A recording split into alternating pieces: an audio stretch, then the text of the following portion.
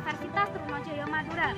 Pada video kali ini saya akan menjelaskan tentang gejala penyakit atau simptomatik pada tanaman. Nah, video kali ini saya buat untuk memenuhi tugas praktikum Bio OPT dan DPT pada mata kuliah Dasar-Dasar Perlindungan Tanaman. Mari kita simak videonya, berbagai penyakit yang menyerang pada tanaman. Yuk! Jadi, sebelumnya saya akan menjelaskan mengenai simptomatik terlebih dahulu. Simptomatik merupakan fitopatologi yang menyelidiki, melukiskan, dan membanding-bandingkan gejala penyakit yang menyerang tumbuhan. Pada umumnya, apabila tumbuhan terserang penyakit, akan muncul gejala-gejala khusus. Gejala atau simptom merupakan perubahan yang terjadi pada tumbuhan sebagai akibat dari terserangnya gejala penyakit tersebut. Secara morfologi, gejala dapat dibagi menjadi 3. Yang pertama adalah nekrotis.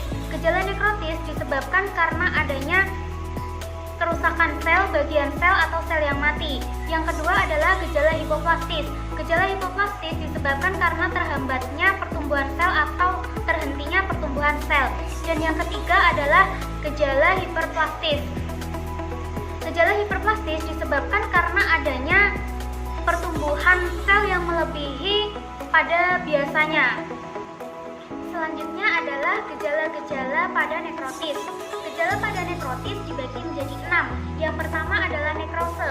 Nekrose merupakan matinya sel atau sekumpulan sel yang terbatas pada bagian jaringan tumbuhan tersebut, sehingga memunculkan bercak-bercak yang berwarna coklat kehitaman yang kemudian berkumpul jadi satu menjadi warna keabu-abuan. Yang kedua adalah klorose. Klorose merupakan gejala perubahan warna yang terjadi pada daun yang semula berwarna hijau kemudian berubah menjadi kuning yang disebabkan karena kerusakan pada klorofil. Yang ketiga adalah perforasi. Perforasi merupakan nekrose yang diikuti dengan rontoknya sel-sel yang mati sehingga membentuk lubang-lubang pada tumbuhan tersebut. Yang keempat adalah kanker. Kanker merupakan matinya sekumpulan sel pada bagian-bagian yang berkayu, contohnya seperti batang dan akar. Yang kelima adalah eksudasi. Eksudasi merupakan keluarnya substansi tertentu pada bagian-bagian tumbuhan.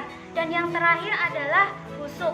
Busuk ini biasanya terjadi pada tanaman yang tebal, pada tumbuhan yang tebal. Busuk sendiri dibagi menjadi 2. Yang pertama ada busuk basah dan busuk kering.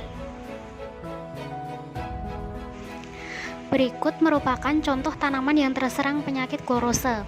Penyakit klorose merupakan perubahan warna pada tumbuhan yang mulanya berwarna hijau berubah menjadi kuning karena adanya kerusakan klorofil. Penyakit klorose yang menyerang tanaman cabai disebabkan karena adanya virus Gemini, yang mana penyakit ini bisa dibawa dari benih atau biji yang ditularkan oleh kutu.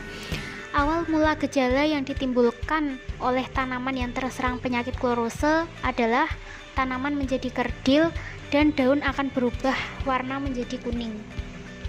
Tingkat serangan penyakit klorose pada tanaman cabai tergolong sedang.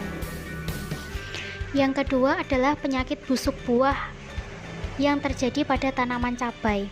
Penyakit busuk buah yang menyerang pada buah cabai tergolong busuk buah basah karena di dalamnya terdapat cairan atau mengandung air. Penyakit tersebut disebabkan karena adanya patogen yang terbawa oleh benih. Gejala awalnya ditandai dengan munculnya bercak yang berwarna mengkilap dan berair berwarna hitam dan coklat. Tingkat serangan penyakit busuk buah basah pada tanaman cabai tergolong rendah. Jadi, pada praktikum kali ini dapat ditarik kesimpulan bahwa tanaman cabai terserang 2 penyakit. Yang pertama adalah penyakit klorose dan yang kedua adalah penyakit busuk basah, di mana pada penyakit klorose tingkat serangannya tergolong sedang dan pada penyakit busuk basah tergolong rendah. Sekian yang dapat saya sampaikan, ada kurang lebihnya saya mohon maaf. Wassalamualaikum warahmatullahi wabarakatuh.